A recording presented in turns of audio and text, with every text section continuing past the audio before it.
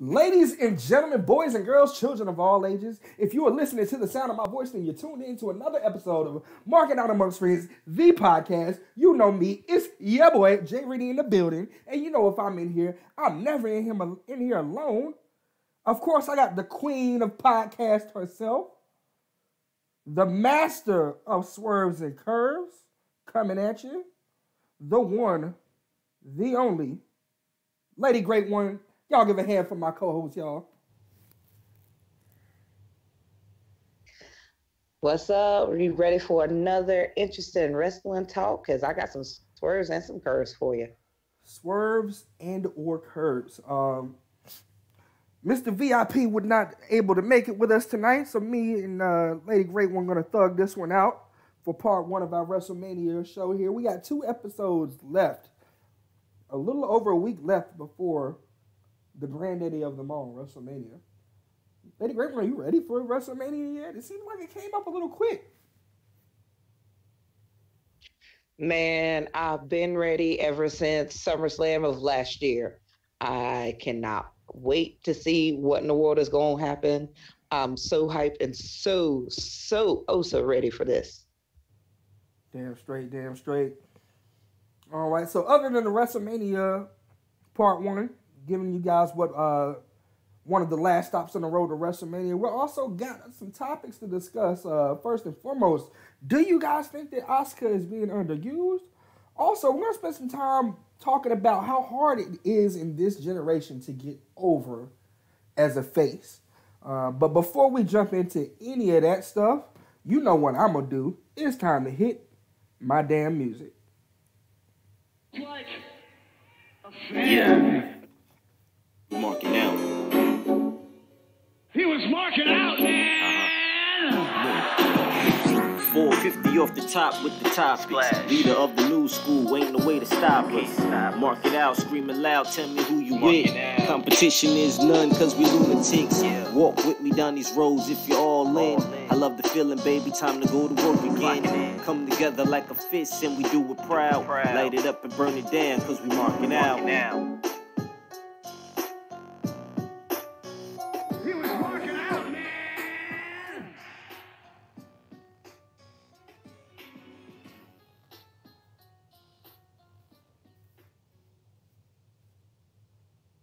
All right, so as I was saying before I hit that damn music, once again, shout out to your boy, the official Chill P, for lacing us with that theme song. You can go catch that on his official Instagram, the official Chill P. All right, so as I said before I hit the music, we got a lot of topics to discuss tonight. I think the first thing that I want to kind of dive into at the moment is just something, and this is a topic I've been wanting to discuss on the show for a while. But it's like, you know, it's one I didn't want to kind of give them in the early episodes yet. But we live in a generation right now that everybody loves to see a badass heel. To the point where you got more and more guys that are getting signed that fit like that same image, the long black hair, the tattoos, you know, the buff upper physique. You know, the nonchalant attitude. Everybody wants to be a badass heel in this situation and in this generation. And it seems that most fans kind of overlook the guys who come in as fan favorites, as faces.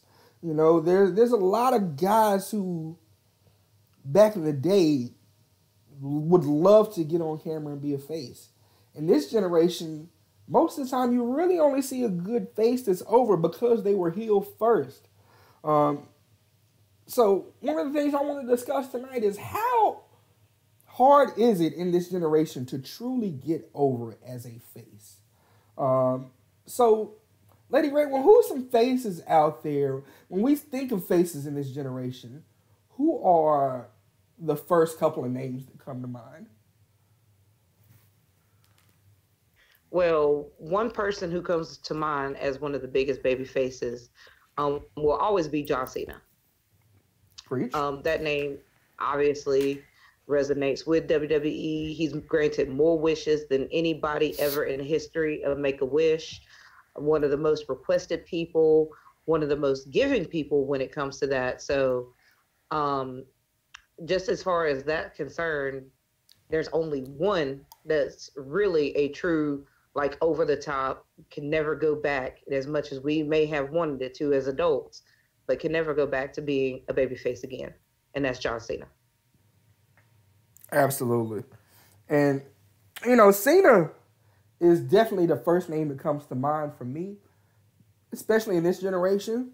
But the thing about it is, like, even when I was explaining before, like, John Cena started off as a heel. The character that we know and love today, or some people love, I'm not going to say we all know and love, but the character that we know, the enigma that is John Cena, that gimmick really kickstarted because of a heel gimmick that he used when he was just playing around mimicking Vanilla Ice, in which he then turned into the Doctor of Thugonomics. So this was a guy that people loved as a heel. He made a face turn and never looked back, and it's kind of like, his character stopped being as edgy and started being a little more cheesy. Now, because we lived in a generation where everybody wants that quote-unquote badass heel again, how do you think it is for somebody to try to come in as a face? What can you do to stick out as a face in this generation and really get over? Well, right now, one name comes to mind who's doing that, who's came in as a face and has continued so far in the face persona and is constantly building. And I think that they're going to remain in that way. Oh, actually, two names come to mind. One is Rey Mysterio. Mm-hmm. And two is Ricochet. Mm-hmm. Now, if you notice, both these men have one thing in common. High flyers. They're both high flyers. Mm-hmm. Exactly. So with these two gentlemen, I mean, like, you got to keep the audience guessing. You got to wow us. And so with all the flips and all the acrobatic moves and things, that just keeps people in awe. So as far as for the males are concerned, that's one or a pair of gentlemen who have to maintain that babyface stature because of the fact that they're so acrobatic and dynamic with their moves. Mustafa Ali as well, that's another person. But for women, Bayley is the ultimate babyface female. I cannot see her turn heel. If she ever did turn heel, it's going to be incredibly weird because she's a hugger.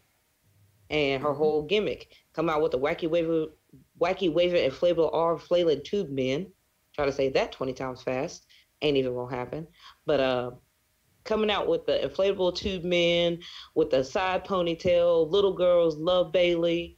So, like, if you are ingrained in a character that is nothing but positively towards the children, then there's no way that you can ever look back. Mm-hmm. And I definitely agree with that. And even when I think of Bayley is probably one of the first names that come to mind for me when it comes to women. But, I think now when you think of women that are currently in the company, the biggest face in the company right now is Becky Lynch, who started off as a face that nobody cared about, and then changed over to the heel against Charlotte. Everybody loved her, and then she quickly turned back into the edgy face, and now she's become the biggest star in the company, as far as women go. One of the biggest stars in the company, period. So I don't want to put her just in that box. She's probably top 5 biggest stars in the company right now because of that. And it makes me wonder, like, is that a crutch that we lean on for people? Like, everybody has to be a heel, or you have to be edgy or be a badass to get over now?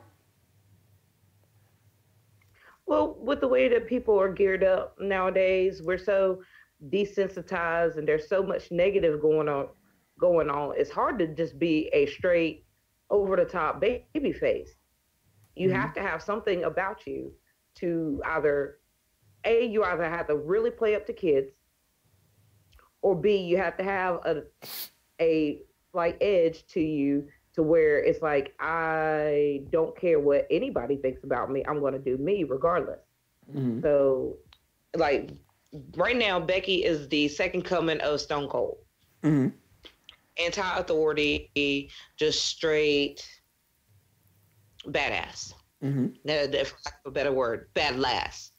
You see Mm-hmm. what I did there? I see. Anyway, but with that, is like I said, it's just very, very hard to keep those same lines because, as you previously stated, everybody likes the bad guy. I mean, some of the top heels are some of the biggest people in the company that are most known. And being all sweet and nice can only get you so far. So Mm-hmm. you have to have a little bit of edge to you. You have to have a little something extra there to keep people entertained. And so that's why I think it's so much harder just to be a straight baby face. You have to have a little extra. Mm-hmm. Now, I'm going to bring it back. Now, one of the biggest faces and one of the guys who's always pretty much been a face his whole career in WWE on the main roster right now is heading into WrestleMania right now to face Daniel Bryan, and that's Kofi Kingston. We all know that the New Day were heels at one point in time. Probably during the start of their popularity, they were heels. But Kofi Kingston as a single star, for all 11 years he's been there, specifically on the main roster, he's always been a face. But he's always been the goody-goody, not really edgy guy. And because of that, he's always remained kind of in that mid-card section, so to speak. The same for somebody like Finn Balor, who's pretty much been a face his entire main roster run. You know, he's been on the main roster for a couple of years now. Another one, he's not really edgy as Finn Balor. You know, everybody would more so like to see him be the demon, so to speak, and kind of like we treat the regular Finn Balor like chopped liver. Is it because they're too nice, they're too goody that, you know, we can't get behind them, so to speak, as a mass group of fans? I mean, it's exactly what I said before. You have to have something else to offer. Mm-hmm. Like with Finn Balor, as you said, the Balor Club for everyone. Yes, that's all great fun. We love you, Finn Balor, but we love the Demon King Finn Balor more. That little extra edge, that cool interest, the crawling around on the floor, the face paint. I mean, just everything about it exudes like that edge that we all so desperately want, because not everybody can always be 100% nice all the time. Mm-hmm. Because nice guys always finish last. Mm-hmm. Well, we finished though. That's all that matters. But hey, I'm not saying it doesn't pay to be nice, but you finish last usually, in the grand scheme of things, because you could be the best person in the world, but somebody's going to take advantage of you, or you're going to be passed over because it doesn't seem like you're quite capable of maintaining that edge, for lack of a better word. I hate to keep repeating edge all the time. Yes, I was an edgehead. Adam Copeland, love you, dude. One of my favorite wrestlers, who was not always a face, not always a heel, but he was great at both. Mm-hmm. Anyway, long story short, people want more than just the same old sap. Mm-hmm. So that's how I perceive it, and you can go ahead. Yeah, I mean, I think I agree with what you're saying, and I'm gonna take it a little bit further as well. I think that the hardest thing to do in wrestling is to debut as a face, because you're gonna have to hit a home run on everything, you know, to get over with the crowd coming in as a face. Like, being a heel is just so easy to lead. Everybody can be an asshole. Like, you can sign me right now, never had any experience wrestling, never had any experience on the microphone, and tell me to go be a heel, and I can find some cheap way to get heel heat from somebody. You know, whether I'm in a city and I just mention a sports team, I just talk crap about the people themselves, I talk smack about the company, I talk smack about somebody that they like, or just being a smug asshole in general. It's easy to be a heel. And I think that all of us kind of are naturally able to tap into that asshole, you know, trait, so to speak. But I think that to be a face, man, you got to hit on everything. Your mic work has to be something that people can get behind. Your in-ring work is going to have to be something that, kids are going to want to see, or, anybody's going to want to see, period. Your character is going to have to be the right character. It's a lot. Like, it's really going to be tough, in my opinion, for somebody to debut as a face and get over without having to pretty much be great at everything. And I mean, I guess, just like how I said it, I mean, pretty much, like, I feel like we've kind of leaned on that whole heel thing too much to where, that's all that people really want to be. You don't even see a whole lot of people debut as a face anymore. More and more often you see people come in as a heel, get their fan base and, as a heel, turn face, and now all of a sudden they're the edgy face.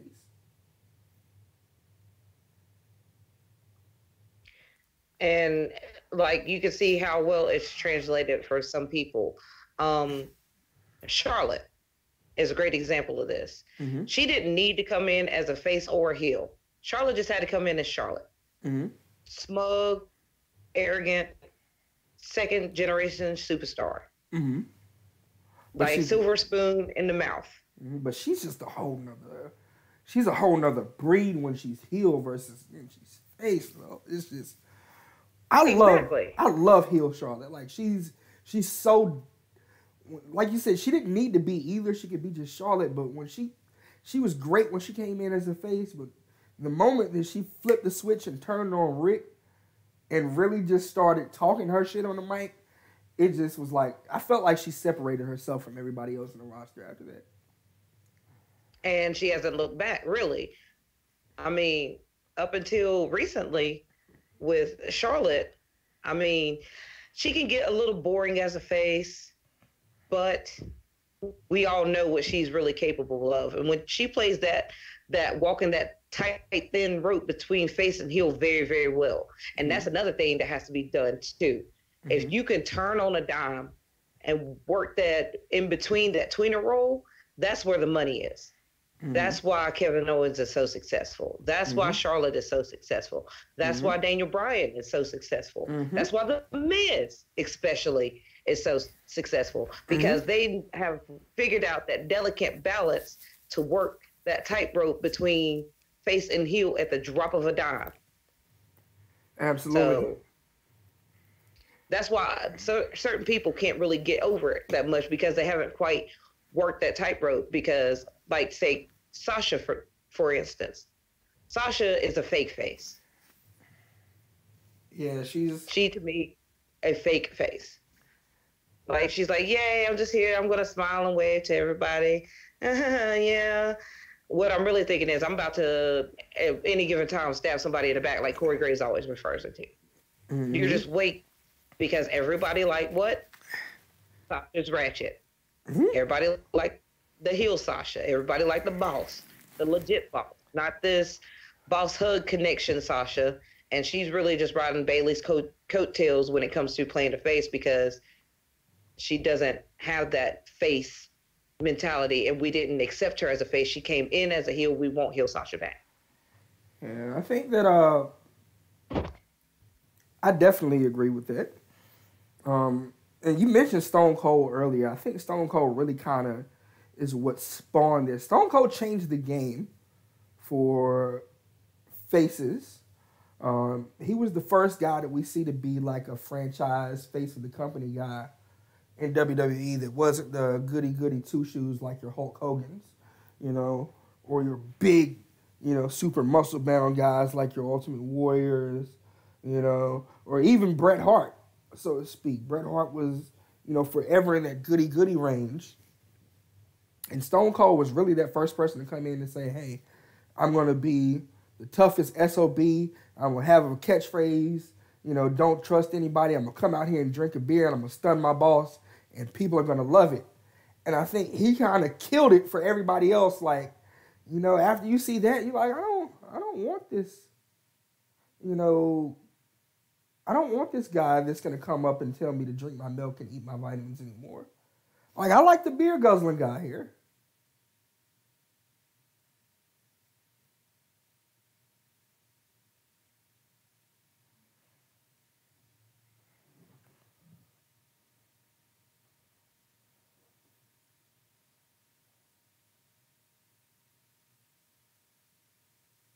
the line very, very, very well, and a lot of people try to aspire towards that. Oh, there you are. Yeah, I don't know. I don't know what happened there. I just got disconnected for a second. I don't know what happened, but I'm back. But and you can continue. I was just saying, Stone Cold kind of changed the game for everybody. He's like, it make you say, I don't want to have that face that eats his vitamins and drinks his milk and says prayers anymore. And, that's going to slap me 5 coming down the aisle. I want that guy that's going to, guzzle a beer and stun his boss. Everybody's dreamed of doing that. Everybody's dreamed of walking in, working, kicking your boss's ass because everybody has a boss that's pissed them off at some point. No truer words have ever been spoken than those right there. At some point in time, everybody's wanted either your coworker or your boss, and these people get to do it week in and week out. Mm-hmm. So they're living a dream, man. Living a dream. Absolutely. And, not only that, but I think that other than the edginess, it, goes back to both of what we were saying earlier. Like, people like Stone Cold made it harder for everybody else. People like The Rock. The Rock could come out for the entire show and never wrestle one time. All he had to do was grab a microphone and he was the whole damn show. You don't see a lot of faces who can do that in this generation. Who could come out, start the show off on a microphone, a couple other segments go by, get involved in another storyline that probably isn't even relevant to what you were doing, cut a promo on that one, keep the show going, and then be part of the main event and give them something on a microphone, some type of segment to close the show out. You don't have people who can do that anymore, like the Stone Colds and the Rocks. No, and they made it, like you said, a lot tougher on everybody else. And at times when you do get that, with say Roman for a great example here, oh, he shoved down our throats. That's what you get. Oh, this man came out, he cut a promo at the beginning of the show. You see him backstage doing an interview, and then he's also in the main event match. But he's getting shoved down our throats. So was Rock shoved down our throats when Rock was doing it? No. Was Stone Cold shoved down our throats when he was doing it? No. Was Hulk Hogan shoved down our throats when he was doing that same thing? No. But poor Roman, oh, he shoved down our throats. Mm-hmm. Oh, we don't want Roman anymore. We don't want to see him. And now what's happened? He got ill. He came back.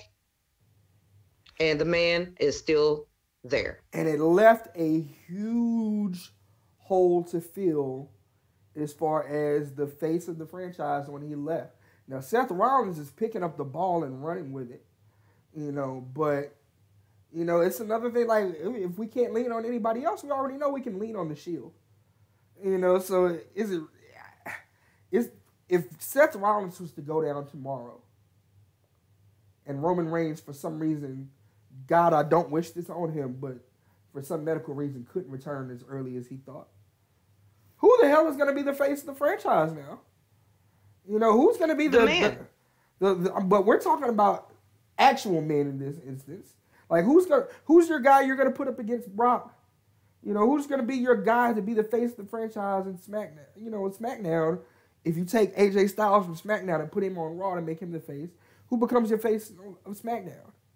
So it's like everybody, it's so many heels in the company that they'll never run out of a spot to have a monster heel. As a matter of fact, they don't really know what to do with a lot of the heels that they have already. But it's just like nobody is really excelling and hitting that sweet spot in that face range for me. It's a lot of... Oh, go ahead, I'm sorry. I was going to say, because the roster is so deep, you don't have to have just one face of the company. Mm-hmm. And that's where the thing is. Everybody just wants that one person, that John Cena, that Super Cena that you can give everything in the world to. Well, we're not going to get another Cena. And Cena's gracefully stepping down from that role. Mm-hmm. So it's going to have to be multiple people. And we need to stop relying on one person to be the face of the company. It needs to be multiple people constantly being faces of the company or heels of the company for that matter. Absolutely. And I think, a lot of people need to step their game up, so to speak, because when I'm saying this information, I'm not going to put 100% of the blame on the writing. Yes, it's been a lot of lazy writing over the last, decade or so. And it's finally coming around to improve, with the return of Bruce Pritchard, in the back and adding in Jeff Jarrett and creative as well. You're seeing the writing start to take a turn. Now you got to have those guys that are willing to step up and be that, person that we can lean on if we need you. Like, it's so many people that have been, and we talk about this on the show all the time. It's so many people there that's been so complacent and not doing something to be seen, like just coming there and collecting a paycheck. And it's like when the spot does open up, and people get upset when we bring back part-timers. When the spot does open up, nobody is there to show anything that they can do to be the go-to guy or the guy, so to speak. That's why we have to quit relying on that one person, because there are so many people who can be that top people, the top people. Go ahead. So who do you think right now is on the roster that could be a top face and they are they're just not being put in that role? Well, I mean, obviously Becky. Becky's doing it right now. She's getting there because they've always relied on a man to be the face of the company. I mean, so now with the women's revolution in full swing, we have our first ever women's main event at WrestleMania, solidified main event. Yes, got to give the shout out there. I had to make sure I was the one who said it since I am the woman of the show. But the solidified main event for the women. So Becky, Ronda, Charlotte, congratulations. I want to go ahead and get that out of the way first. But like I said, Becky has really transcended that role to where she should be the face of the company. Her, alongside Charlotte, alongside Roman, alongside Seth, alongside Drew McIntyre. I mean, I could go on with several of these people that can and do have the ability to be faces of the company and not just have a singular face. Okay. So, as far as, right now, just we see Becky is stepping into the role now, especially, in the women's division. But, without Roman, without Seth, like from the guys that are on the main roster right now that are, floating around, maybe they're in the mid-card section or the lower card, like who's there that has shown flashes of saying, hey, we can lean on this guy. We can put this guy in the main event and he'll be one of the biggest stars in the company. AJ Styles, Daniel Bryan, Miz. Oh, guess what? All of those guys are on SmackDown. So, like on Raw, Drew, Braun, I wish that they would do more. Like, I want him to be out of the tag team division for some reason, because they have one of the best people that was in TNA at their disposal right now, next to AJ Styles and Samoa Joe, and that's Bobby Roode. And he has been relegated to nothing but tag team. He is great on the mic. He's got a great look. He has a good gimmick. I mean, they just need to take and push him or let him be a singles competitor again. So, I mean, maybe not everybody feels the same way about Bobby Roode as I do, but I know that he was definitely one of the biggest heels in TNA for the longest time, and he was over with it. So why not do that? And then you got the newcomers coming up. You've got Johnny Takeover, who's going to be working both NXT and Raw and SmackDown. So that's another guy that you can definitely give that full face push to. Then you have Andrade Cien Almas. That's somebody who can get that top heel spot too. I mean, there's just so many great, great wrestlers that, like I said, any of these guys, if given the opportunity, they could truly, truly shine. Besides the ones who we already know can do it.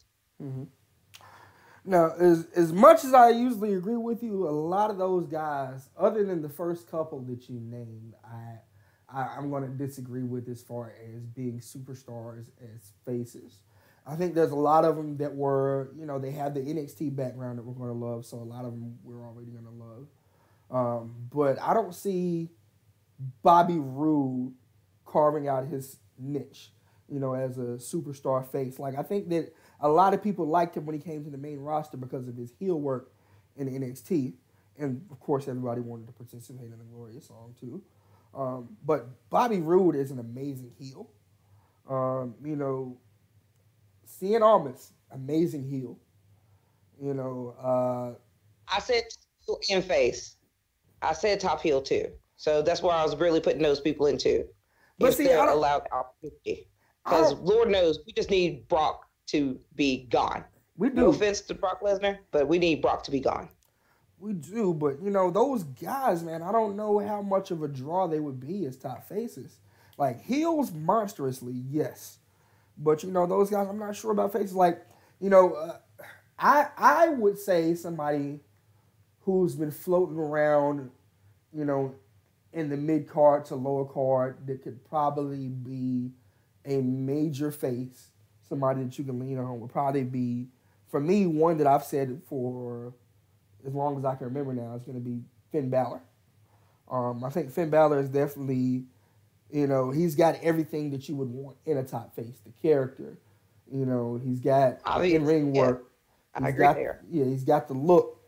He's somebody that he could be a superstar. He's one of those guys that you can put, on a tour bus and he's going to be a draw. Like you said, Braun. Braun, I definitely think he could definitely be a face of the company as well. Just because he's a very lovable, likable giant, so to speak. But he also knows how to turn on the mean streak too. You're not going to roll over him like, say, maybe what a lot of people did with the Big Show back in the day. You're not going to roll over Braun like you rolled over the Big Show. Who else? I think Kofi also is getting to that point, really off of this storyline as well, that he's working with Daniel Bryan and with the locker room being behind him so much. And just the black community in general being behind him so much, I think that has risen him up to almost superstardom level.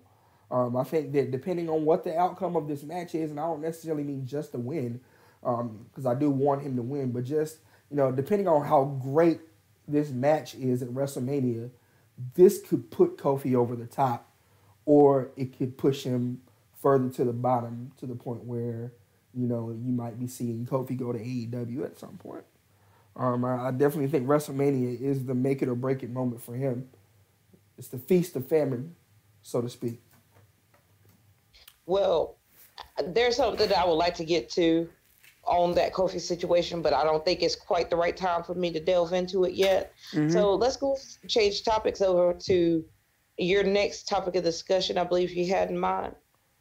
Well, I was actually planning to segue into that by mentioning Asuka next, but since you're ready for that topic, we can definitely jump into that one as well. Asuka definitely had a lot of hype around her coming into WWE. For those who didn't know who she was before she came to WWE, what was the name? What was it? Kana was her name before she came to WWE? Yes, it was Kana. So Asuka is one of those characters that everybody loved in NXT. And I always personally saw her as a heel more than anything else, even though she's always been nice and sweet and charismatic and everything. She's just always struck me as a heel. She's one that she's been a face since she's come to the main roster. And a lot of people will say that she's been underutilized. Even to the point where this week, when she dropped the title to Charlotte for, 8th time now that Charlotte is, the champion. This has got to be the record on SmackDown at least. Um, drop the And title. that's the record for the women, period, with the women's championship. She's won 8 titles. She beat Trish. Trish was at 7. Charlotte just beat Trish's streak with title reigns.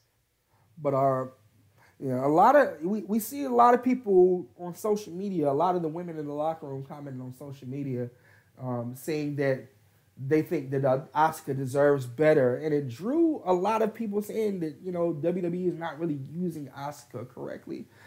So my other topic that I want to jump into tonight: do you feel like Asuka is underused? I feel like she has been poorly used, especially because of what's been happening right now with the meteoric rise of Becky. Mm-hmm. She did kind of get pushed to the back burner because of how much everybody was behind Becky. And Ronda Rousey. We all knew that when Survivor Series came around and Becky lost her opportunity because of Nia Jax and breaking her face, Mm-hmm. we knew then, okay, Becky gets the opportunity again.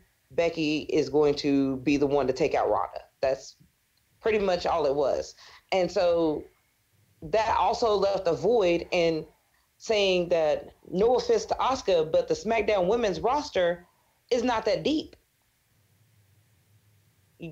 Really, you got all of the best women in the top feud right now between Becky, Ronda, and Charlotte, and they're all feuding over the Raw Women's Championship. Asuka kind of got put to the back burner because I believe it was Elimination Chamber. She wasn't even on the pay-per-view. Like, at Royal Rumble, she didn't defend her title, did she? Yes, she did. But who did she defend it against? She defended against Fastlane. In Fastlane, I know. I think she defended against Mandy Rose. Yeah, she fought Mandy Rose. Yeah, but like you said, they've definitely put her on the back burner. Even as the champion was until this week. So I definitely agree with you there. I mean, as much as I like Asuka, she needs a manager or somebody who can talk for her or something else there, because her starting to speak barely intelligible English, then breaking off in Japanese, it's cool. I like that. I like that part about her. But at the same time, it's also it's very, very difficult with the language barrier to have her completely over all the time. So I really think that's how come she got underutilized. So if they were to give her a manager, somebody who could talk for her, that would probably help Asuka's character a whole lot. Or better yet, bring over some more competition, switch the women up a little bit, give her Alexa Bliss to fight, give her other people to fight. Beside the same couple of people. I 100% agree with you. You took a lot of points that I had already had and that I was going to mention, and I think that a lot of it goes into the way that the rosters have shaped up and the way that they've done other storylines that have kind of made Asuka, irrelevant, and the SmackDown Women's title irrelevant. Just the first point that you made, the roster. You got the biggest 3 women in the company right now, all main eventing WrestleMania, feuding for the Raw Women's title. If you were to pick the top 5, draws in women right now, those are 3, and Asuka probably is the number 4 or 5 on the outside of that when it comes to draws.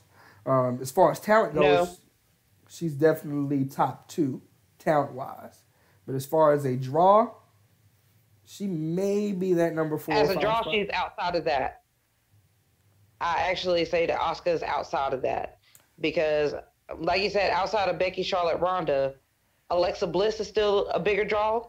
Naomi is not as big a draw, but she's still a good draw. But I would actually say that they're close to the same. Bayley and Sasha are the other 2 biggest draws.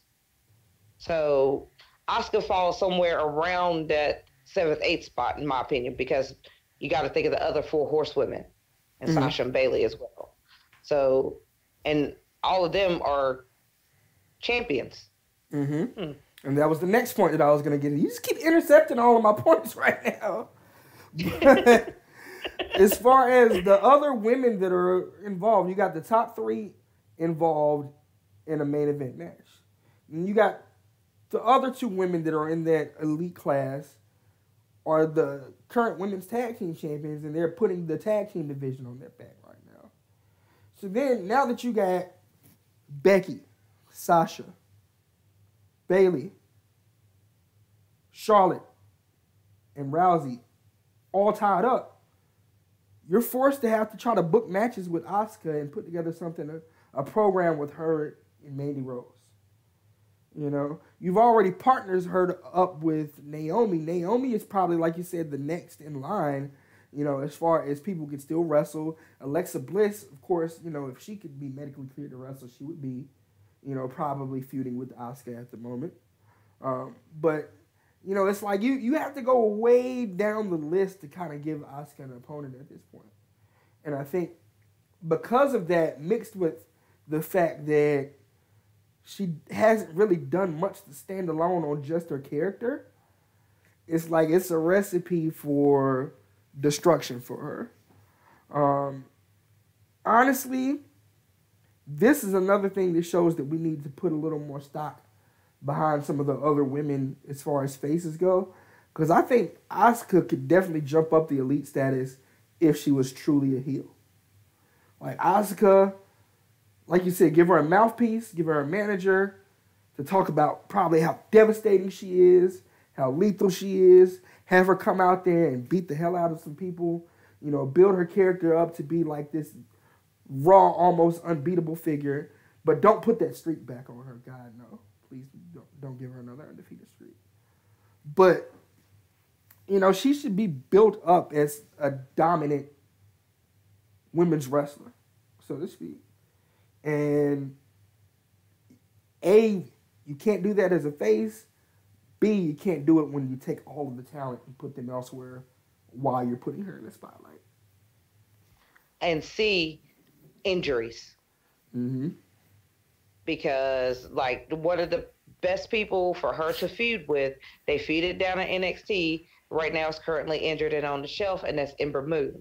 That's one that I would definitely say, whenever she's healthy, take her right off of Raw, take her right to SmackDown.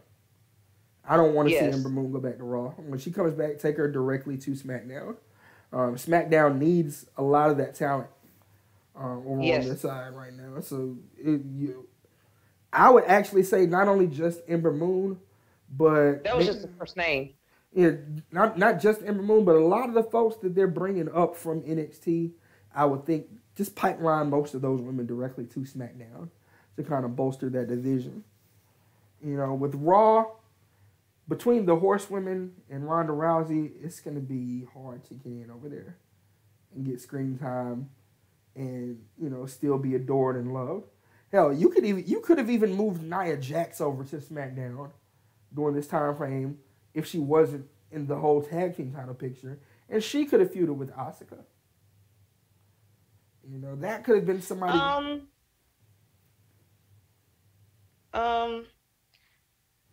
No. No? No. I wouldn't want to see that. Why not? It's something about like Nia that I just don't want to see her in Asuka. Not taking anything away from Nia, not taking anything away from Asuka, but I just really don't want to see that. That's just my opinion. I just don't want to see that. But I would have said you could have moved Natty back and have Natty go with Asuka. That's worse. Or you could have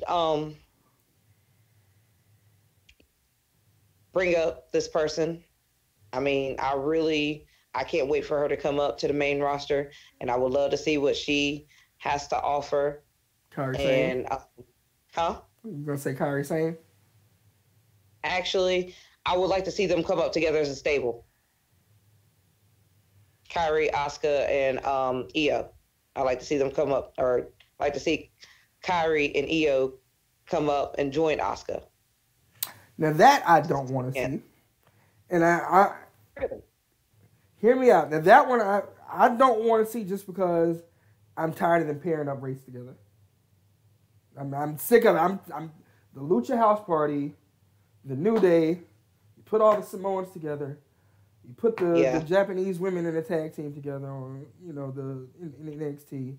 You know, you got the Street Profits going on. It's like I'm tired of the race matching. You know, like not to say that any of those three women would not be talented enough to make it on their own, but it's just like I feel like it would bring some of the integrity down for all three of them to be in a stable to me. Because somebody's going to have to be the person that outshines everybody, and somebody's going to have to be the person that's going to be put as the weak link of the group. And I don't want that to happen to any of them. Okay, I understand. I feel you, bro. I feel you. So the person I was talking about is I want to see her in a program with Shayna Baszler. We didn't get that. Yeah. I want to see her in a program with Shayna. Shayna's got to drop that NXT title at some point. She's been main roster ready, I think. Probably after her second match with Ember Moon, I think that Shayna Baszler was probably pretty much ready to come to the main roster at that point. You know, like after that, like she's been dominant in NXT to the point where it's like if anybody beats her right now other than Bianca Belair, I'm not going to be able to believe it. Like I can't believe Kairi Sane coming back and beating her for the NXT title now. You know, what about Io though? Maybe, but it's gonna have to be something that comes along with that. Like it's gonna have to be some interference from somebody. Okay. You know? But other than that, it's like nobody. I don't believe. Just like when Asuka was there, if it wasn't Ember, I didn't want her to lose, and you know, thank God she didn't lose. Like in this instance, if it's not Bianca Belair, I don't want to see Shayna drop that title to anybody clean. Okay, and I completely agree. I completely agree with what you're saying there. So, like I said, but Shayna is the person that I want to see her go one-on-one with, the submission magician versus Asuka. I mean, come on now. That right there just has, in my opinion, money written all over it. Mm-hmm. Because they both can walk that line.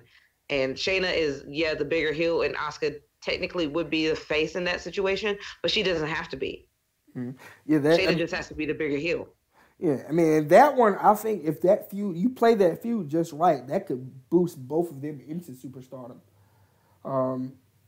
With a debuting Shayna Baszler and with a, Asuka that nobody's been kind of happy with her push.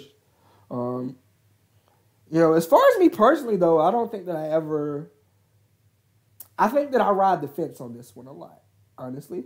I ride the fence on whether I feel like Asuka is underutilized or not. Because I think that her character requires so much that if she doesn't have a lot of things rolling her way, then I think that it's always going to seem like she's getting underutilized. Because we know how talented she is.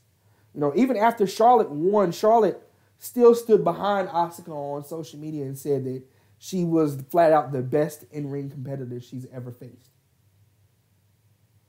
And we've seen Charlotte face a lot of talented women, and she declared Asuka the best woman she's ever faced. I mean, agreeably so, and understandably so. I mean, Asuka is phenomenal. But the other thing is, it's not really that Asuka's being underutilized. It's the fact that the other women are not stepping up to the plate to give Asuka anything worthy. And I'm not trying to say anything bad about the other women who are still finding their niches. Huh? I said, talk your shit. If you calling somebody out, call them out. I'm not saying anything bad about the other women. It's just that they're not really finding their niches on there, and they can't really keep a groove. And you took a lot of the credibility away from Asuka when you had her lose to Carmella with the help of James Ellsworth. Mm-hmm. So, I mean, in a way, yeah, because she had to have help in order to beat her. And that was the only way to beat her was to distract her or to have James Ellsworth out there and take the fall basically for that. But you took away a lot of Asuka's credibility. And then, like, you had the next thing you know, no offense to Naomi, but you had her dancing with Naomi and they were doing the whole tag team glow thing, and that lasted for all of 2 seconds. Then, like, on SmackDown, you just, outside of Becky and Charlotte, you really had nobody else to fight Asuka. Mm-hmm. I mean, you let Naomi keep the glow character, which I love Naomi to death, but I'm not right now feeling the glow anymore. I'm ready for her to go back to Team Bad now. I'm ready for her to go bad. I need her to go full blown heel. I need somebody there to help bolster that load because you already have your the best women in the company all involved in one feud. Mm-hmm. So somebody else had to step up to give Asuka a challenge. So that's why they took the title and threw it back on Charlotte. Somebody who could bolster the load. And there's plenty of people in line who wants to fight Charlotte. Okay. All right. So we definitely hit on a lot of things that, what we think could help Asuka. And one of the reasons why a lot of people may feel that she's being, underused and poorly used. I think that's a topic that I definitely want to swing back around to in the future as well, because I think that with the right pieces in place, Asuka could be a lot bigger than what she is. But I think it's just the character requires a lot in order for that to be executed. But moving right along, we told you guys that we were going to hit on some things for WrestleMania. We are a little over a week out from WrestleMania. This is going to take place April 7th. 2019 at MetLife Stadium, East Rutherford, New Jersey. A lot of the WrestleMania picture is pretty much wrapped up, for both shows. Right now, we have 13 matches scheduled for WrestleMania at the moment. I believe just about every title is on the line. So to speak. We got Seth Rollins versus Brock Lesnar for the Universal title. Of course, we've already mentioned the triple threat match that's going to be main eventing WrestleMania with Ronda Rousey, Becky, and Charlotte Flair for the Raw Women's Championship. We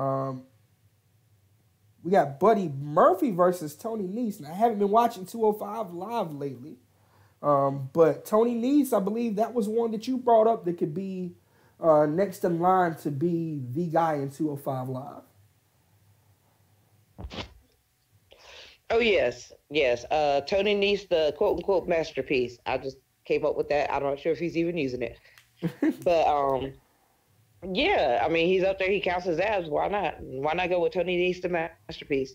Oh, yeah, that's right, because we had Chris Masters. Duh. But anyway, yeah, with Tony Nese, he is one of those guys who was always really good, but they never let him be good enough.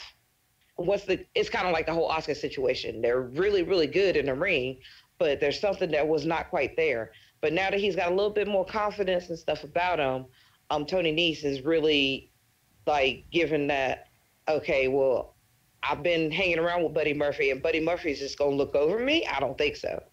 Because we were cool. We worked out together, and I'm not going to let you just play me like that. That's basically the story. So, good luck, Tony Nese, because I'm behind you. But then again, Buddy Murphy has been dominant as a tag champ. I mean, as a cruiserweight champion. So I like the Juggernaut, and I am glad that they found something to do for him. And because that whole Blake and Murphy thing that has long since been over, putting him on 205 Live, him cutting the weight down, straightening it down, getting in that weight limit. And he's actually improved on the mic. He's good in the ring, and like these are two big boys to be little smaller guys. Absolutely, two big little guys out there. And just to run down the rest of the list of matches that we got here, the rest of the card. Triple H versus Batista, no hold barred match. Triple H retires as a wrestler if Batista wins. Kurt Angle versus Baron Corbin, Kurt Angle's farewell match. Shane versus The Miz, Falls Count Anywhere match. AJ Styles versus Randy Orton. The Andre the Giant Battle Royal. Andre the Giant Memorial Battle Royal. Got tongue-tied there for a second. Samoa Joe, Rey Mysterio for the U.S. title. Bobby Lashley, Finn Balor for the Intercontinental Championship. Roman Reigns, Drew McIntyre. The Boss Hug Connection defend their titles in a fatal four-way versus the Iconics, Nia Jax and Tamina, and the Divas of Doom, Beth Phoenix and Natalya. And then finally, of course, Kofi Kingston versus Daniel Bryan for the WWE Championship. Impressed with this card so far? Well, there are still two titles missing. That'd be the Raw and SmackDown tag team titles. Mm-hmm. Both of those titles are not on the card. Mm-hmm. Those people will all probably be just thrown in the Andre the Giant Memorial Battle Royal. Mm-hmm. So that's how it's looking, because it's already going to be long enough. You have those two matches, you took them away. I really hate that, because once again, they're not showing any love for the men's tag division whatsoever. And that's been one of the biggest problems. And it's almost as bad as, once again, the Usos are getting pre-showed. Mm-hmm. I mean, I really don't like that. I think that the program that they have with the New Day, last year's WrestleMania, was it last year's WrestleMania or was it at SummerSlam? Probably last year's WrestleMania. But they were just so much better than just having to be thrown into the Andre the Giant Memorial Battle Royal. But then again, on the other side of things, you're not boosting your tag division. There's not enough time, or there's something that's quite off. They're not able to work on these things the way that they should be working. When's the last time you seen Anderson and Gallows on TV? When's the last time you seen Sanity on TV? When's the last time really that you've seen an actual tag team that came up as a tag team fight against the Usos? Against the Usos, I don't know. I saw Gallows and Anderson this past Tuesday in the gauntlet. Oh, well, I'm talking about versus the champion. But I'm just saying, versus the champions. That's absolutely right. And I definitely agree. I think the tag team division really got shitted on as far as the card. Now, we don't know what can happen between now. We got a whole Raw and a whole SmackDown, that could happen between, now and WrestleMania. They could change the title picture for both SmackDown and Raw. But from the roster or the card that I've just named, what matches do you think could go in place for a tag team match? Like, what matches can we get rid of? No offense, but I know this is a Mania moment for him, and I really, really, really hate to say this, because as much as I love this guy, he deserves his WrestleMania moment. He hasn't really had one in a while, but Shane and Miz could go. Mm-hmm. Shane and Miz could be taken off. That could be a SmackDown. Yeah, that was definitely one of my two. They haven't really built the story between Samoa Joe and Rey Mysterio. That can be a SmackDown. No offense to Joe or Rey, because I love them both, but that could be a SmackDown. You could take away the one match that everybody was already disappointed about, which is going to happen. Sorry, Kurt Angle's farewell match at WrestleMania, and it's against Baron Corbin. I think that's the only reason why I'm picking that one as well. It's just because I could give two shits about Baron Corbin and Kurt Angle having a match. I understand that they're wanting to kind of put Baron Corbin over, or send Kurt Angle out with a bang, but this is a terrible effort here. I understand the history, I understand the logistics around it, but I can't honestly think that there's anybody out there that really wants to see that match. I don't. No offense per Angle, but I don't. I would rather see him face John Cena. I'd rather see him face Undertaker. I'd rather see him face one of his greatest adversaries. I mean, as Shelton Benjamin. Come on now. He would have been the perfect person to retire him. Mm-hmm. And excuse me if there's background noise because there's a train coming through and I'm standing outside. But yes, somebody else other than Corbin. I'm sorry. Yeah, that's probably a match that I'll probably take a piss on, honestly. You know, I mean, if Kurt Angle wins, it's like, yay, you had a great career. If Kurt Angle loses, it's like, you know, your whole Hall of Fame career gets ended by Baron Corbin. It's like a slap in the face almost, you know. And not to take anything away from Baron Corbin, because I know there are some people out there that are Baron Corbin fans. You know me, you know I'm not one. But it doesn't match. You know, I can imagine if Triple H's last match in the company and they say, hey, Triple H, this is your last match. And your last opponent is going to be Mustafa Ali. Right? Mustafa Ali has a lot of fans. He's a great wrestler. Doesn't really mesh well with Triple H. There's no history enough for me to say, oh man, I'm interested in that. Right? I think that's the situation here. So I could definitely take Kurt Angle and Corbin out and play a tag team match in there.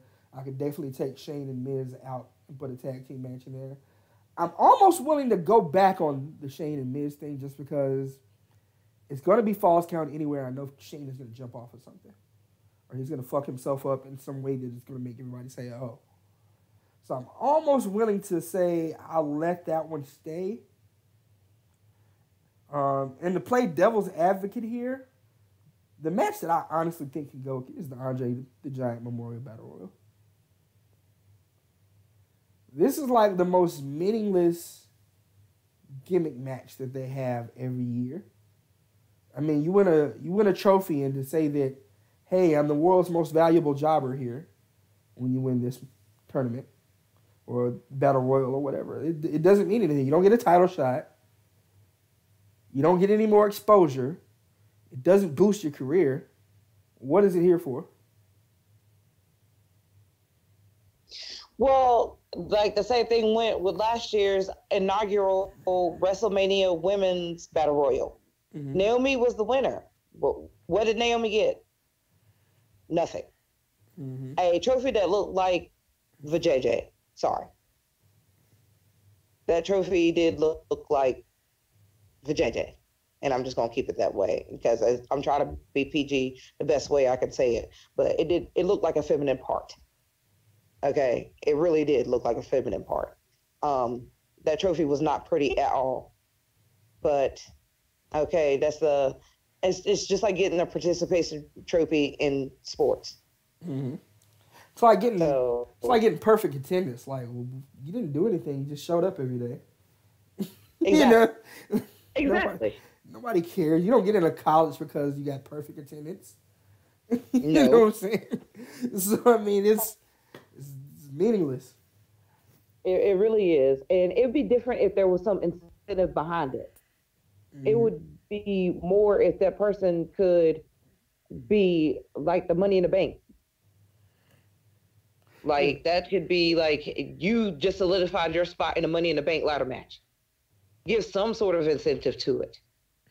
Like, okay, so the winner of this gets some sort of incentive. Or like TNA did a while back, which was option B, where they took you could keep the X Division title, or you could take it, you could turn it in and go for a number one contender spot, just like the Money in the Bank thing, except you're already a champion. So, I mean, there's other things that you could do to give some sort of incentive for these people who have to get their participation trophy. So, like, I think that I completely agree with you.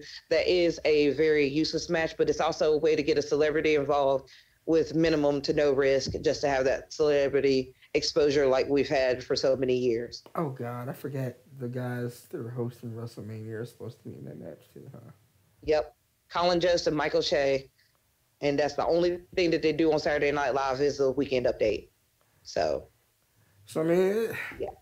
If Braun Strowman is in this match, which, you know, if he, I swear on everything, if Braun Strowman does not win this match, like, it's meaningless, yeah, like I said before, but it's just, who am I going to put in this match that I feel like is going to have a chance of beating Braun Strowman in this match?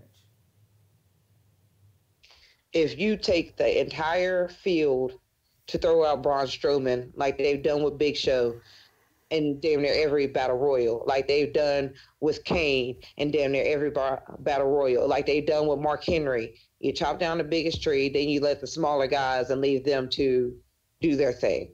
Mm-hmm. So, I mean, it's going to take everybody in there, and they're going to have to try to get him out first in order to have anybody but Braun win. Because, you know, Braun's going to wreck shop, and this is his thing, and I hate it that he's relegated yet again on another WrestleMania to doing a BS spot. Last year, he won the tag team championships with a kid from the audience at WrestleMania. Nicholas. And if you missed that special, it's right now. I know I'm not getting compensated for this, but they are having a special on WWE.com about where are they now, and Nicholas is the guy who they're using for that. So, wow. Yeah. Wow. The youngest ever WWE champion in history, and will never be anybody younger. You know what? The more that I think about it, I'm not as mad with that, because it's like, if I'm Nicholas, like, you can't tell me shit for the rest of my life. Like, no matter what you say to me, I'm going to say in the record books, I was the youngest WWE Tag Team Champion in the history of WWE, and it's a record that will probably never be broken. Right? So I'm sitting here. I'm the youngest champion, period, in WWE. It will never be broken. That's my fame to claim. That's my thing. I'll be going to school like, hey, you guys don't actually have an official one of these. You had to buy yours. I earned mine. You know, bragging rights for life. For life. But yeah, like, the whole Andre the Giant Battle Royal is such a way. Honestly, I think, and it was last year, I think that they brought this back, but they brought back the King of the Ring match last year. If you're not going to make the King of the Ring a whole pay-per-view, replace this Andre the Giant Battle Royal with the King of the Ring. If you can't put them all on one night, you have it in the subsequent weeks to WrestleMania, and the championship match or the main event match from the King of the Ring will take place at WrestleMania. The winner gets a shot at the WWE title or the Universal title, whichever one they choose. Now you got an incentive. Or maybe since we have so many matches that are going to give you a shot to win a world title, maybe we make the King of the Ring a guaranteed shot at a mid-card title of your choosing. Okay, I can agree with that. Or at least do that for the Andre the Giant Battle Royal. You'll be number one contender for the United States or the Intercontinental Championship of your choice. And a lot of valuable people have used that as stepstone their career to wondrous heights by holding one of those titles. Mm-hmm. So I don't think that that's a bad thing to make a mid-card title have an incentive behind it instead of, oh, I fought you, you fought me. Oh, guess what? I'm the number one contender now. That's why I like the open challenges for those titles. Like, yeah, anybody could come up, step up to the plate, at least give a guaranteed shot with one of these useless battle royals. Yeah, I mean, you know, it keeps it interesting at the same time. You know, I'm one of those folks who I loved the whole open challenge thing the first couple of times it was done. But now it seems like everybody who gets a mid-card championship wants to do it now. And it's like, I understand you're putting the title on people, and I've always said one of the things to build prestige on it is to put the title on people that are, borderline main eventers. But playing hot potato with these titles is going to take all of that prestige that you're putting into it by putting these guys in it, and it's going to suck it right back out of it. It's like, I want a character that covets the championship. And this is one of the reasons why I like Samoa Joe as the U.S. champion now, and I want him to hold on to the title for a while, because you can see, like, when he has it, man, it means something to Samoa Joe. Like, it means something when somebody tries to take that title from them. And like, for example, the end of Fastlane, when Rey Mysterio hit Samoa Joe and he almost won the match, and Samoa Joe just snapped and choked him out. Like, I like that. Make that part of his gimmick, you know what I'm saying? Like, but maybe if somebody wins this Andre the Giant Battle Royal and gets the number one shot at one of these titles and they win, all of it can tie together and create a new character or persona that people will be interested in watching, along with it. Like that would definitely be something that I would like to see. I don't really want to do a whole lot of predictions yet because, we'll do that next week when we discuss the roster. But I'll just say, what's the match, since we talked about some matches that could go in place of tag teams, what's the match currently right now that is the most anticipated match? For me, it's two of them. Definitely the main event, triple threat, Raw Women's Championship, as well as Kofi Kingston and Daniel Bryan. I'm fully invested in that story. So those are two matches I'm looking forward to. How about you? Well, you took two of mine, but I'm also looking forward to the Universal title match. I'm looking forward to seeing Seth Rollins versus Brock Lesnar. Yeah. I'm looking forward to this match for a few reasons. One, because everybody else in the world is also sick and tired of Brock Lesnar being a no-show champ. Maybe we can actually get a lengthy reign from Seth Rollins as a face this time. Maybe Seth Rollins will finally topple the Beast and become the Beast Slayer. So, I'm invested in that. But still, once again, wholeheartedly, I really, really, really, really want to see Kofi and Daniel Bryan. I think everybody wants this. And Kofi is so deserving of his shot. And finally, that they're giving him this light for one B+ player to another. This is going to be a good match. But my main concern with this match is placement. Where are they going to put this match on the card? You could have it open the show, or because you're not going to have it close it out. Mm-hmm. You don't put it behind certain other matches. You don't want that to be like I want everybody piling in. This should be the first match, in my opinion, because you don't want it to end up behind something where everybody's drained. You want to start the match. You want to kick off the show with your best match possible, or because you're going to take the energy out of the crowd if you don't. That's why I'm worried about the placement of this match more than anything else, is where are they going to put this match, because this one has just as much riding on it as everything else. And we know it should not be the match that comes before the triple threat. That's the one spot I do not want it to be. And you're on the same wavelength with me right now. I think that I was actually thinking that there should be a world title match to start the show off, but I was thinking Seth and Brock should probably start the show off. Just because I think if Kofi and Daniel Bryan start the show off, if Kofi loses, you're going to suck the air right out of that arena off of the first match. Unless it's like just one of the greatest matches that we've ever seen on a WrestleMania platform, I feel like a Kofi loss is gonna suck the air right out of that, and it's gonna be hard to follow that. Yeah, and that's what I was saying. That's where the issue is. It's the match placement. You don't want it to happen right before the women's WrestleMania. Like, you don't want it to follow. I mean, you can have it follow a trash match.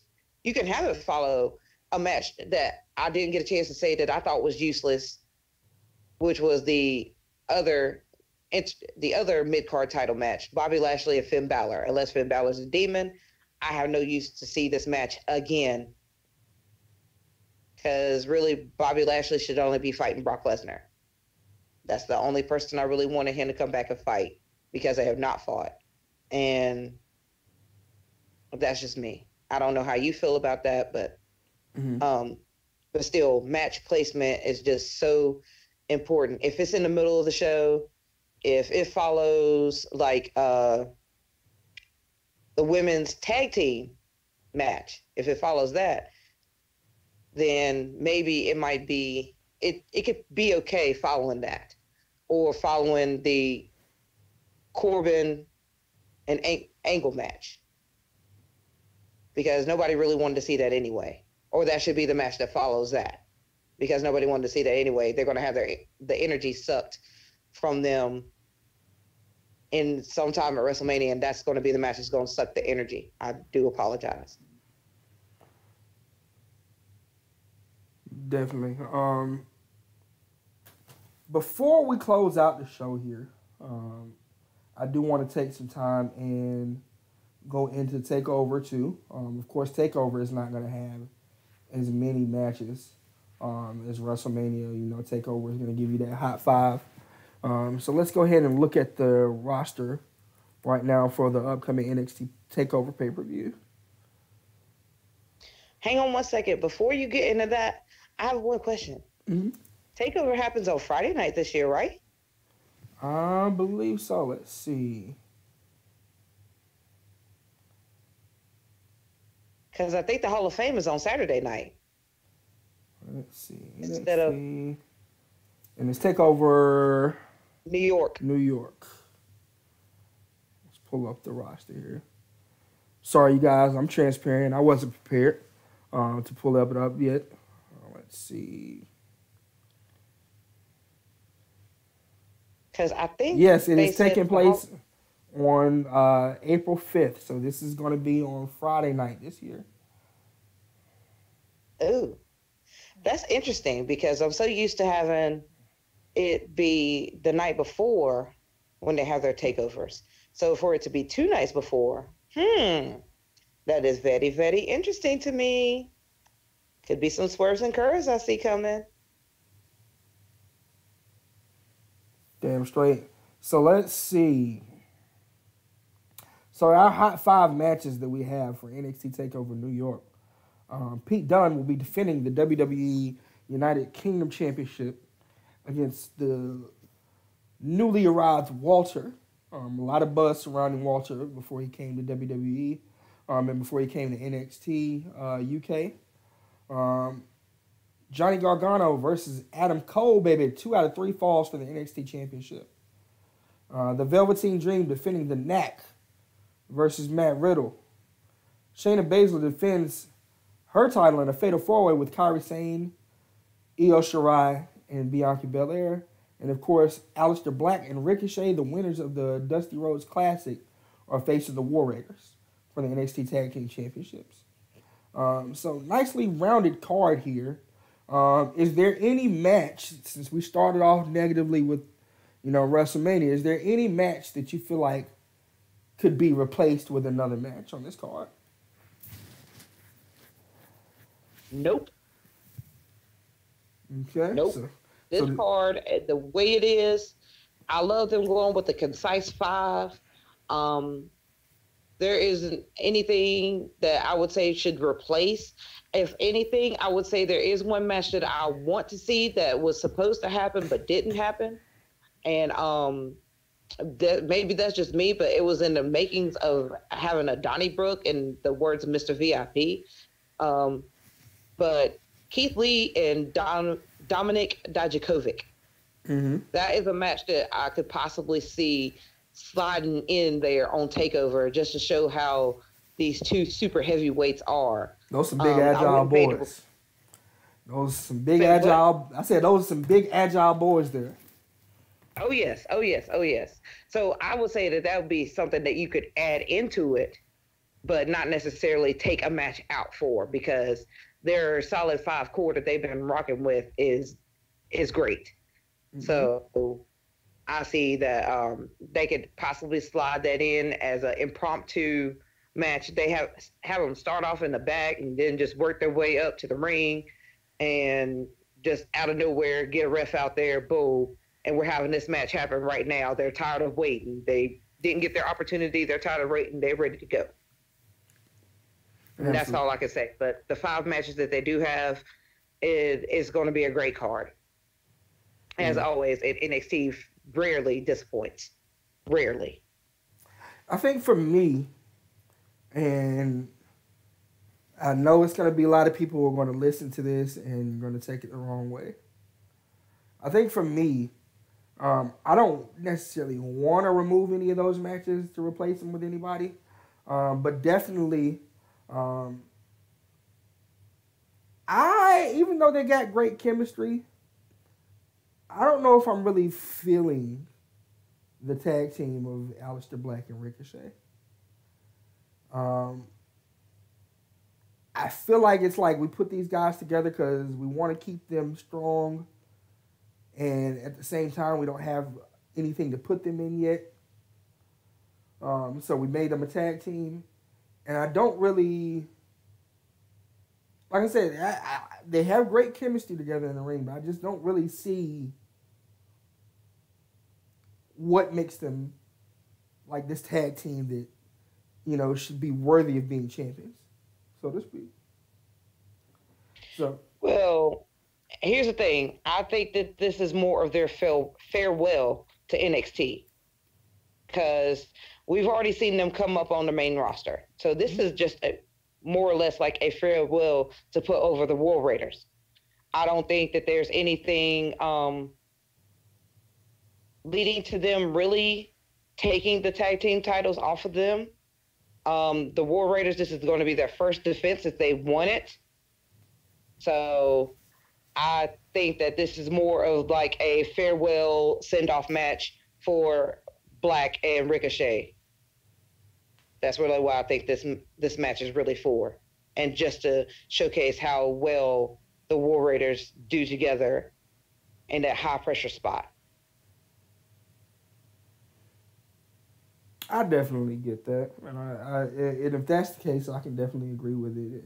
But you know, it's just that tag team I haven't been sold on. And like I said, they got great chemistry. They execute well in their matches, but it's just like I just don't see. Like I said, I don't. Let me replace what I said. I don't want them to be a tag team, so to speak. I think that's what I'm really trying to say when it boils down to. But it seems like they've been sticking with it. I thought it was just going to be like a one-time thing, you know, when everybody was announced that they would be going to the main roster, like this was going to be a one-time thing. And then it became an every week thing, and then it became them winning the Dusty Rhodes Classic. It became them being, you know, in a Raw Tag Team title match last month. You know, it's just like they're getting a lot right now for a tag team that really shouldn't be, so to speak. And I understand where your argument lies, because you've got these credible tag teams who started together, or people who have been together for years, i.e. the Street Profits, who have been together for years. Facts. That should be them, and that was exactly my thought process. I'm like, this should be the Street Profits versus War Raiders in this, and it would be the perfect card for me. I mean, but at the same time, they look at the teams that were eliminated. You had the Street Profits. You had Mustache Mountain. You had Lorcan and Birch. You had the Forgotten Sons. You had the Undisputed Era with the original Red Dragon. Let's say that. Make sure it was the original Red Dragon in that. You also had Cole and Ricochet, and DIY.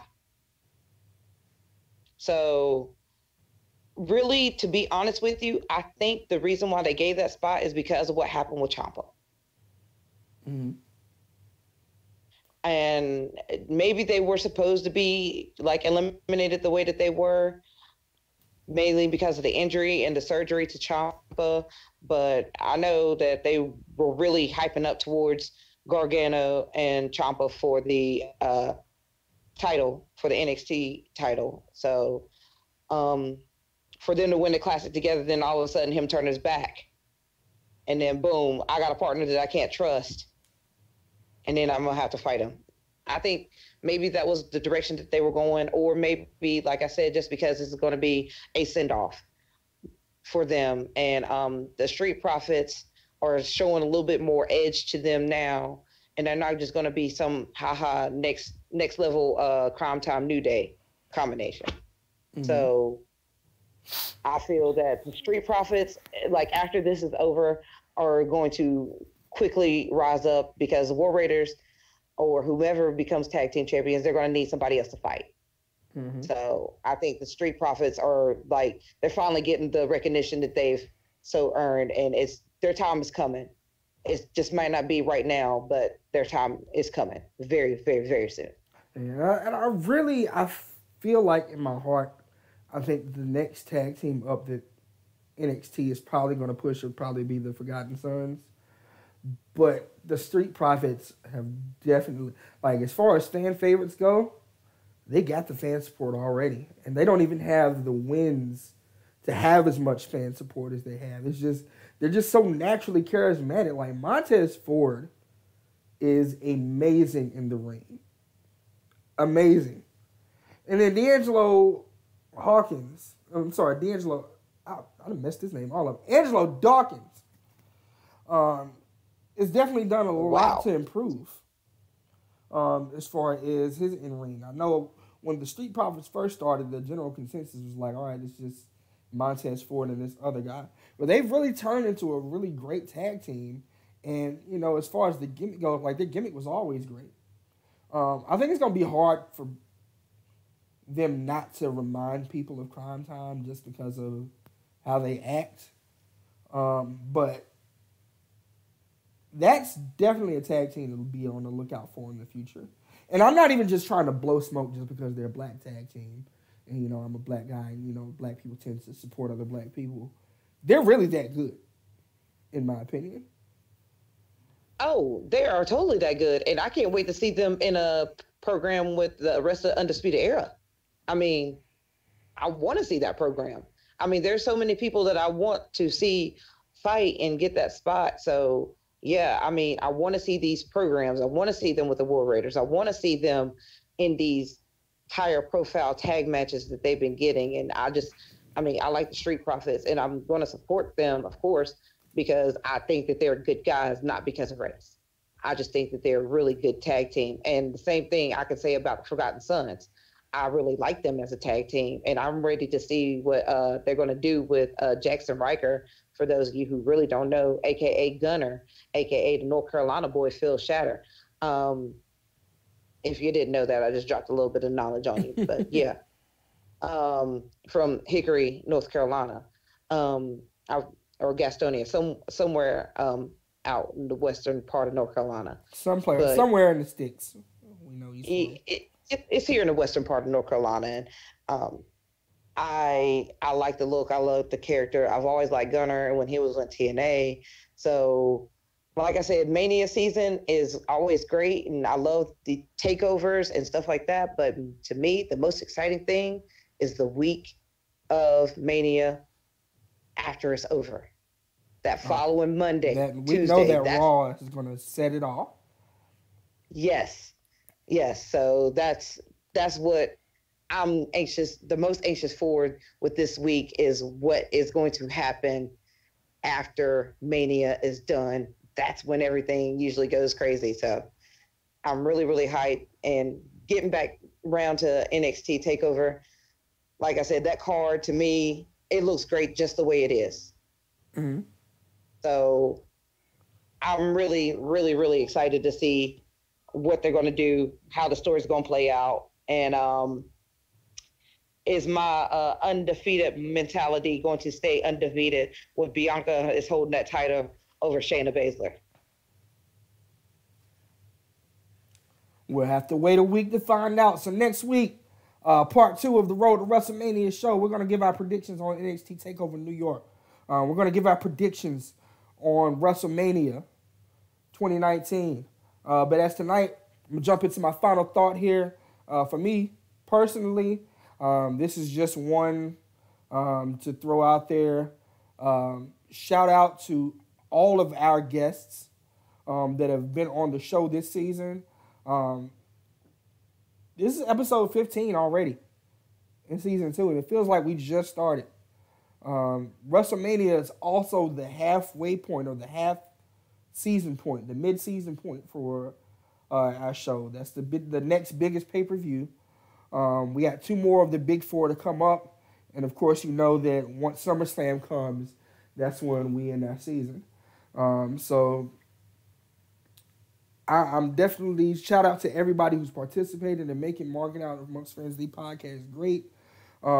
Anybody out there that's listening right now, if you want to be part of the show going forward, just inbox us on Facebook, on our page, Marking Out Amongst Friends.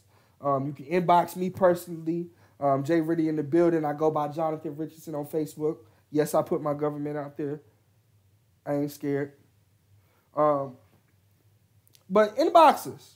We're always looking for some other people to come on the show and quote-unquote mark out with us in the Mark Out Lounge, so to speak. So that's my final thought of the night. Lady Great One, what you got? Once again, as everything that he said, I've greatly appreciated all of the guests that we've had, and this has been amazing, amazing ride. And if you can't hit him up, you can hit me up. I'm Toya Fowler on Facebook. Check me out. Lady Great One, Instagram. Like, subscribe to our YouTube channel, all that good stuff. You know, gotta give a little plug there. As well. Subscribe to us on YouTube, Marking Out Amongst Friends, the page. When you subscribe, turn notifications on, so every time we go live, you'll be live right with us. We got the live chat going every week. So if you guys want to listen in with us and comment as if you're part of the show, you can always jump in a live chat with us. We respond. As we see from last week's episode with Richie, our live chat was really active during that time frame. So yeah, definitely listen to us live, like us and subscribe. Other than that, Marksmen, it's been another episode of the Marking Out Amongst Friends, the podcast. Once again, this is Jay Riddy in the building and Lady Great One, and we are out. But before we go, you know what it's time to do. It's time for us to hit my damn music.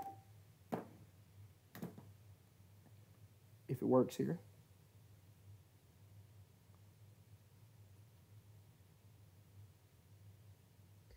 I'm not gonna sing.